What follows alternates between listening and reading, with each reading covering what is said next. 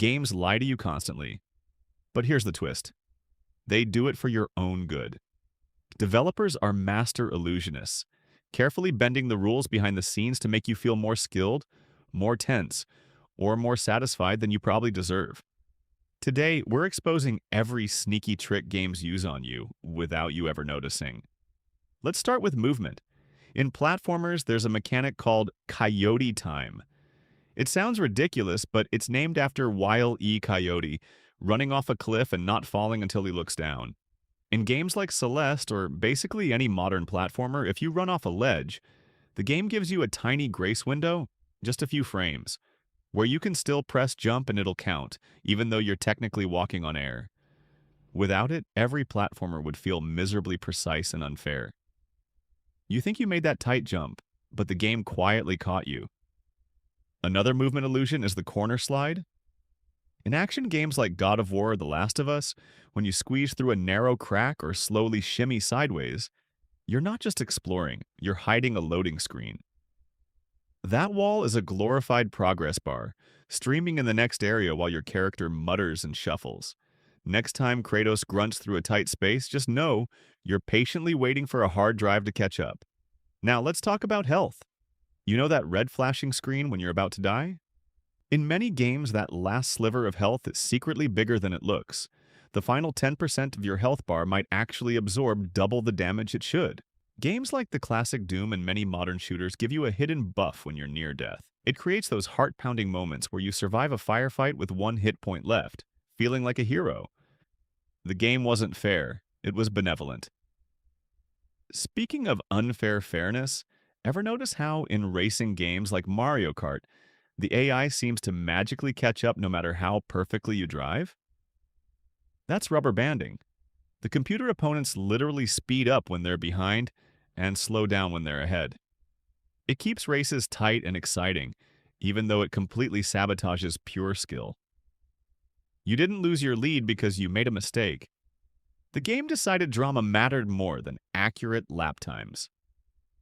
Now, enemy behavior is another goldmine of trickery. In stealth games, the first enemy you encounter is often programmed to be slightly dumber than the rest, letting you learn the ropes without punishment. Many shooters have a hidden first bullet always misses rule for enemies. The opening shot of any combat encounter will whiz past your ear, giving you a second to react. It prevents cheap deaths and makes you feel like you have cat-like reflexes. Similarly, in action games with large group fights, enemies often politely take turns. You might see 10 guys surrounding you, but only 2 or 3 actually attack at once. The others hang back, shuffle their feet, and wait for their cue. If everyone attacked simultaneously, you'd be dead in seconds and the game would feel broken. Instead, you feel like a martial arts legend who somehow manages an entire brawl at once. Difficulty can also be faked. Games like Resident Evil 4 or Alien Isolation have a hidden system called the Director. If you're doing well, the game subtly makes enemies more aggressive and resources scarcer. If you're struggling, dying a lot, the game quietly dials everything back. More ammo appears, enemy AI gets slightly dumber, and you get a smoother path without ever knowing the game took pity on you. It creates a personalized level of tension that feels constant, but it's actually a dynamic cushion. Sound and visuals are packed with manipulation too. Horror games are masters of this. You'll hear a terrifying sound cue, a violin screech, a monster roar, but nothing attacks. The game plants false audio scares just to keep your nerves fried. Meanwhile, real danger often approaches in near silence, catching you off guard while you were distracted by the noise. Similarly, some survival horror games show you a locked door early on, and your brain logs it. 15 minutes later, you find the key and feel brilliant for remembering, but the game's level design and lighting subtly funneled you back to that door. It felt like your discovery, but you were gently nudged. Puzzles use similar guidance tricks. In games like Uncharted or Tomb Raider, the camera will ever so slightly pan toward the solution ledge or the climbable rock. Bright yellow paint on ledges, white cloth on climbable surfaces, or scratches on a wall aren't just decoration. They're the developer screaming at you without words.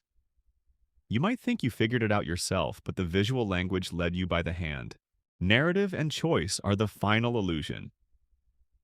Games love to give you a sense of agency. Mass Effect or Telltale games offer you dialogue wheels and branching paths, but many choices lead to the same outcome with slightly different dialogue. The game lets you choose how to say goodbye to a character, but that character will leave no matter what. It's a magic trick of emotional investment. You feel responsible because you picked the words, even though the destination was fixed.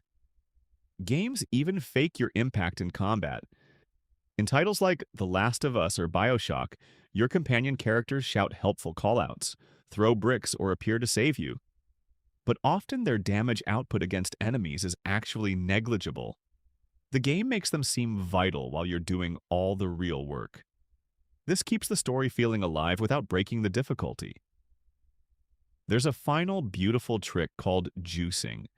This is when games exaggerate the effects of your actions to make everything feel more powerful.